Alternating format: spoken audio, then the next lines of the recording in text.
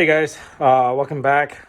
As you can see, the engine bay looks a little bit different. The reason why is because I just got done painting. I painted earlier a couple of hours ago. The garage was closed. Currently right now it's open. It's by 9:40. It's about 32 degrees. And yes, I do have the garage open. The reason why is because there's so much fumes in here and I need to breathe, and I'm trying to not inhale as much as paint as possible. I did do this earlier. I just went ahead and sprayed just a little bit here and there. The engine bay, I don't know if you guys recall, it was a little bit dirty. I cleaned it up, I power washed it, and then I removed a bunch of stuff, and then I also removed as paint as much as possible. I used a 320 grid, and then some of the spots like that corner and over there, they had some weird old paint that I 6-7 years ago when I was stupid and oversprayed on top of other original paint, and it was just sticking out. So I just sanded it out as much as possible, then I just painted. Before you guys ask what paint I used, I went to a paint shop, and then the guy told me over there just to use this. I bought 3 cans of it. It's like $13 a can. I used 1 can actually just to paint the whole engine bay. I just opened another one just to brush on it a little bit more. And then tomorrow I'll be using a clear coat. And what clear coat I'll be using is this part right here. I've never sprayed a clear coat, so this should be fun. I'm probably going to be doing it tomorrow. I'm going to wait until this is all dries up, and then I'm going to go ahead and paint this over. And I believe I have up to 24 hours once I originally paint the engine, shoot, and then spray this over. So I'll be doing this tomorrow morning. I got 2 cans of this. This was like $15, I believe, each. So this should be fun. I think personally it came out pretty great. The reason why I didn't record the process is because I was nervous. I didn't want to embarrass myself. But just looking at it now, even in the video, you can't tell as much, but it actually came out pretty good. I'm sure I missed a little bit of spots here and there, which I'll probably probably behind this. I know I moved it and sprayed it. I'll double check tomorrow, but yeah, I think it came out pretty good. Just for temporarily wise, for 5-6 years, maybe 10 years, if this stays on, that'd be great, because then I'll have professionally painted the whole fenders off and everything. But in the meantime, I think it's great. It looks great. Now, fenders. I'm sorry, subframe. Subframe is also painted. I remember last video I showed you guys that I used the appliance epoxy. Let me get my light. My whole desk is a mess. This also came out pretty good. Like, spots here is not that great, but this is not going to be perfect. But it actually turned out pretty great. Let me turn this over. This is heavy. It's not perfect, but it came out pretty good. It should hold. Obviously, there's a little bit grainy. That's because I don't know. It's probably from dirt that couldn't get removed. So it is what it is at this point. So I personally think I'm going to just leave it as is. It came out good. I'm sure it came out even great if I had this powder coated, but I didn't have the time. Not trying to dump more money than I should really be needing to. But the point of this video is I am going to show you guys how to install the bushings. Now, these are the bushings that I'll be installing to those pieces. These were done by Pirate Tip, I believe, from Subframe Mania. I bought this a couple years ago or so, before Subframe Mania crashed. They were about $150 for all 4 of these, and they're pretty good. This is the third subframe that I'm actually installing these. I did do it on 2 other cars, and they came out pretty good. So this is very easy. I'll show you guys exactly how to do. I'm gonna go ahead and close the garage. It's about 32 degrees, and it's getting really cold. And let me go grab some WD-40, and I'll show you exactly how to do these. And I do have my mallet. Where's my mallet? My mallet's over there. So close the garage. Get some WD-40. I'm gonna try to do this with one hand and show you guys how to install these. All right, So what I usually do is get one of these bad boys, spray it down a little bit. All right, just like that. Just lube it up, and then just go ahead and push this on here. Usually it's easy, but since when I try to do it with one hand, it won't go on. Let's try a different one real quick.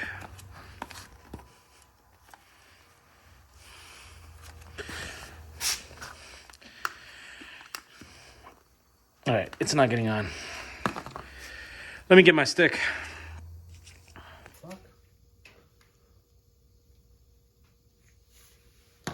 There's no way these are...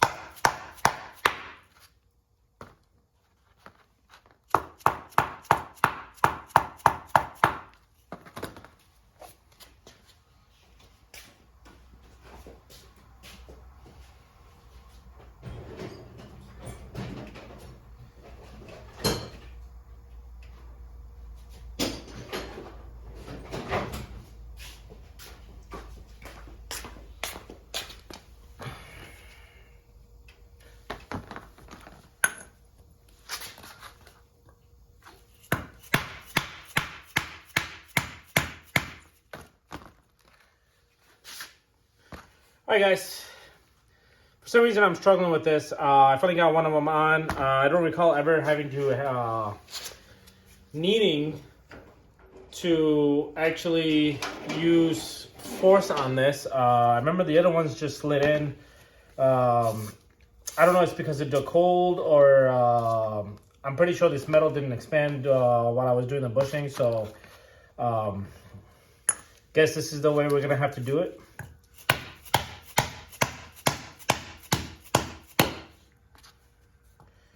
Just get it like a nice, this is a 30. Get a good socket that you can go get it over the metal piece and then just push it in with the mallet.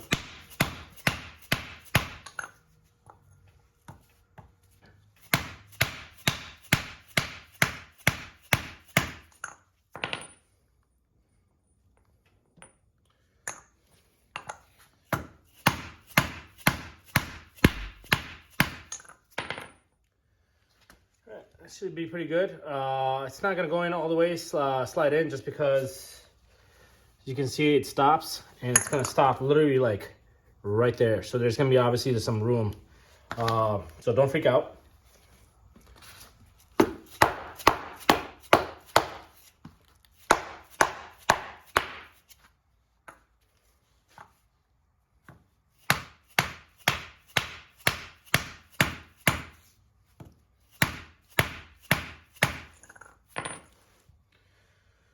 So 3 of them are done.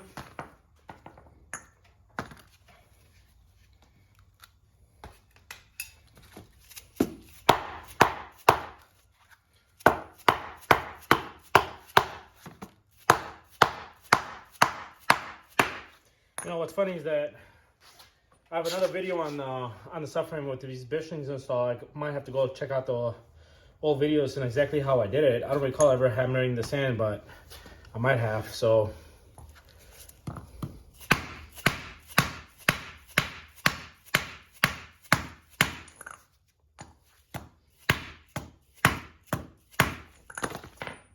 all right, so all 4 are installed, and the way I install these are the same concept.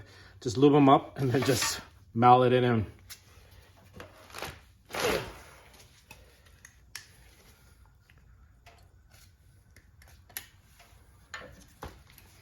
Or they just slide in. Simple. But do make sure that when you go and install them, they don't slide out.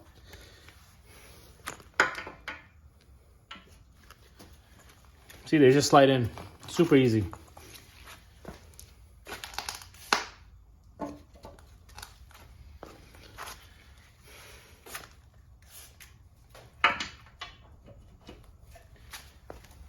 It's funny that the other subframe that I did, I had to mallet these in, and that was the one that was powder coated, and it probably was powder coated in the holes itself. But since I had some some paper towel stuck in there, obviously the paint didn't get in there, so these just obviously slid in. But the bushing itself, I had to hammer it in.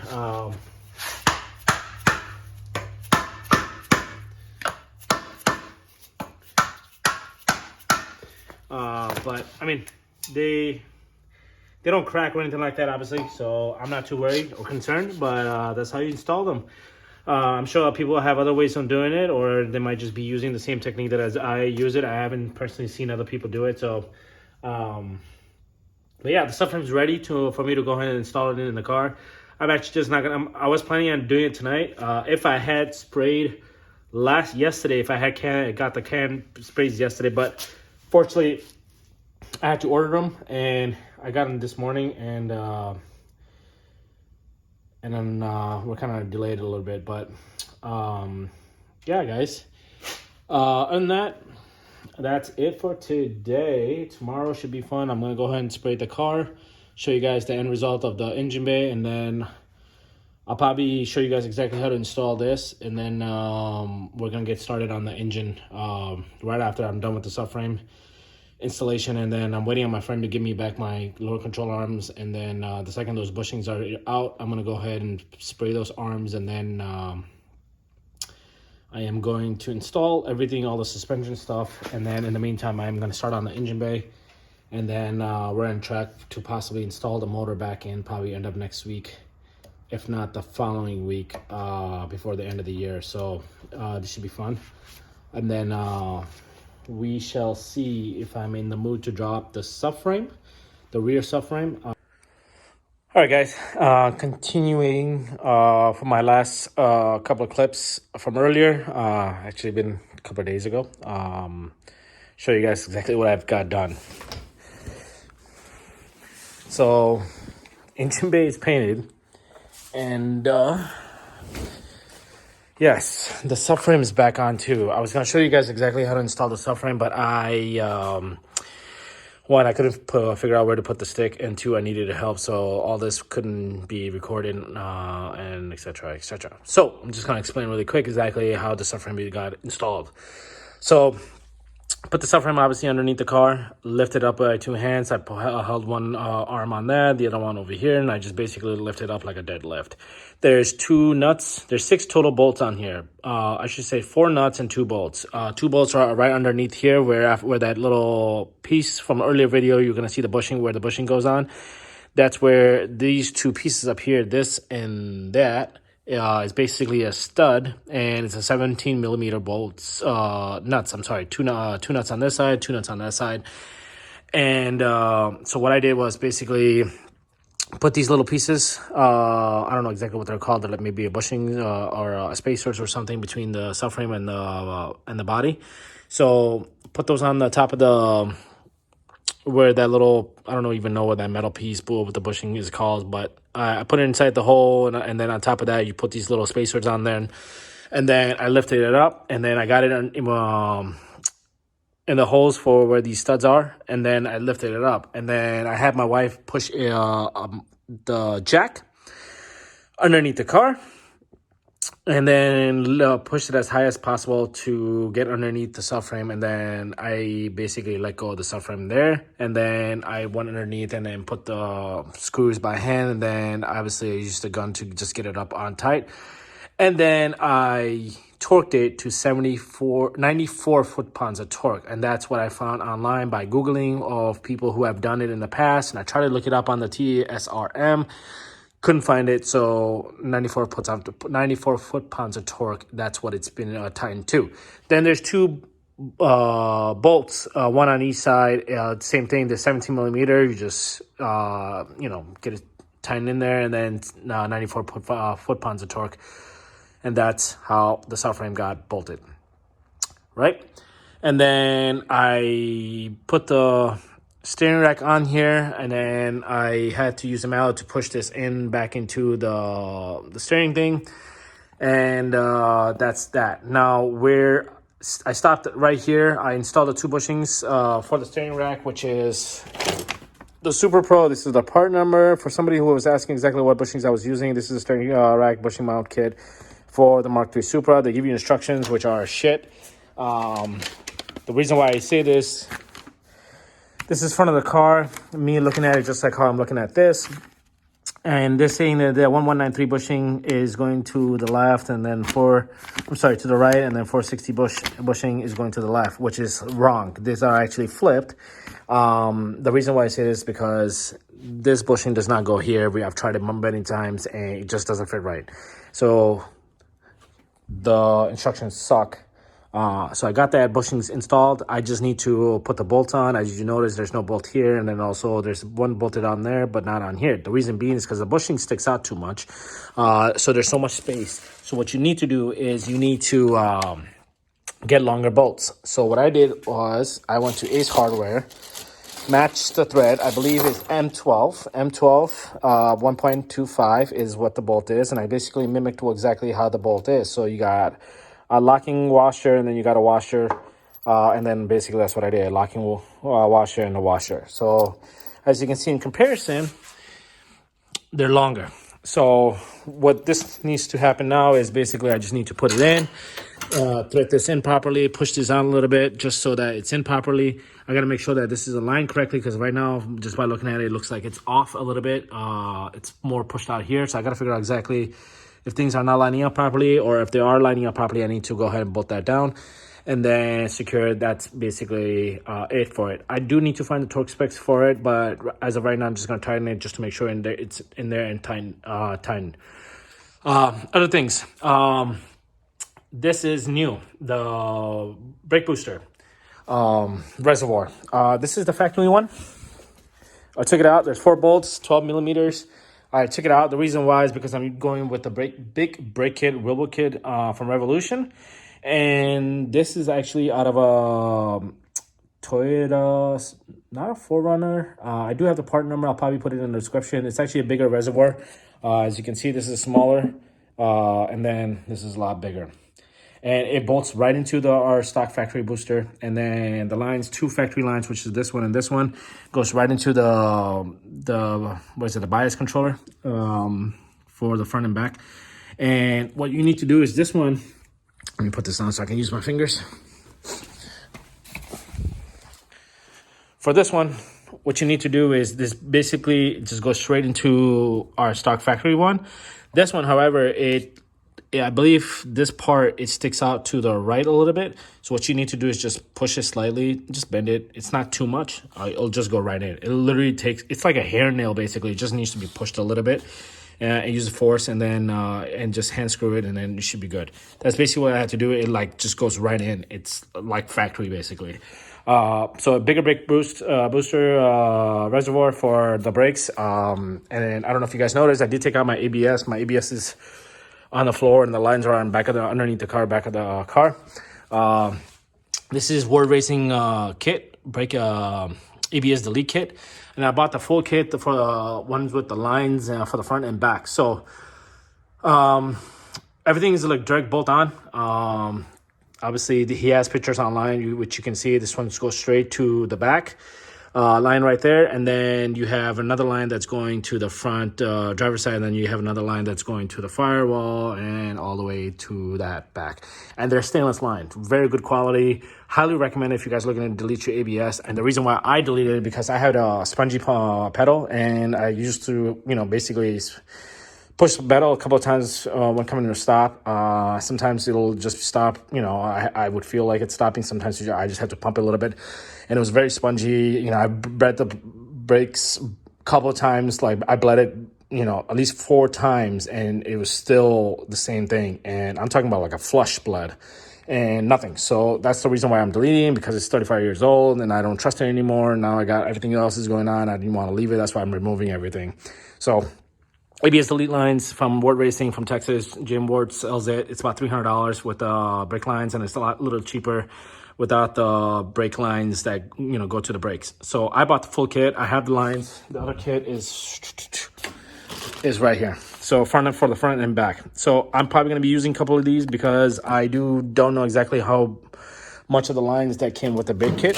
So I will, when I get my spindle, hopefully sometime either tomorrow or Tuesday, when I go install the spindle, I'm going to be installing the brakes, and then we'll figure out from there together, I guess, what lines I'll be utilizing with it. So as of right now, I got the reservoir, my fuel regulator installed. These lines are not tightened all the way. A couple of them aren't because I need to wait for my spindles and brake lines and everything before I start tightening those up. But in the meantime, I am going to start on my motor.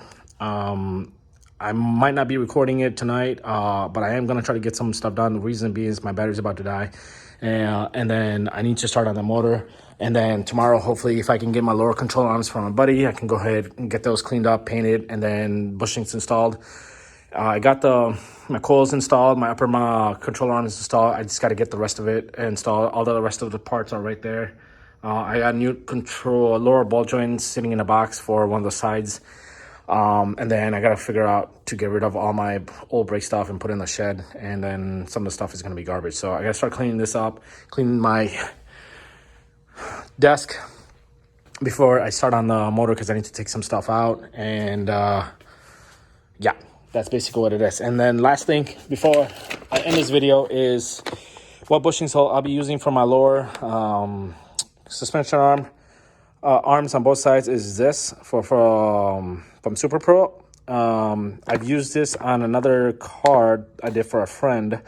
They're great quality. I bought these from Drift Motion, so highly recommend it. I don't think this comes with it does come with instruction kit, so we'll see how those instructions are. But I think I did it without looking at those instructions. Basically, there's some bushings in there, and then obviously the sleeves that goes between the bushings. I mean, it's a very simple installation. So when that time comes, I'll record this and show you guys exactly how these are installed. And then with that, I have the new alignment bolts, so I'll be installing those with it. So stay tuned for that. I got to clean all this mess. It's a huge mess. I know where everything is, all the bolts and stuff, but I still got to organize this before I start taking apart more shit and start dumping it on this table. So yeah, so stay tuned for more videos on the motor. I'll show you guys exactly how to install the cams. The new cams are going to be going on there, new springs and retainers. I got to order a tool tonight from Amazon. Even though my buddy has it, I need one for myself, so I don't have to keep bugging him for it. And then once that's done, I'm going to install the seal, new pans seal, and then new rear main, and then some bunch of small, what's it called? Can't think of it. O-ring, pickup retainer, gasket, and then obviously new seal all around. And then I did, however, broke a bolt years ago on this. So what I need to do is get this pan and get that broken bolt stud out, and then I need to go ahead. I do have, I believe, the bolts, the factory bolts somewhere. So I need to do that, and then I need to get the coolant pipe welded. So there's other things I need to get done on this, and so I want to start taking apart this car motor right now so I can start doing whatever I need to do. So stay tuned for this, more to come. So just want to give you guys an update on this. I'll give you guys part numbers in the descriptions for a couple of the things that I've ordered, so you guys, if you guys looking to order stuff, where I got stuff from, you know, the parts numbers and the dollar amount, all that stuff is going to be there. All right, thanks for watching, guys. Stay tuned.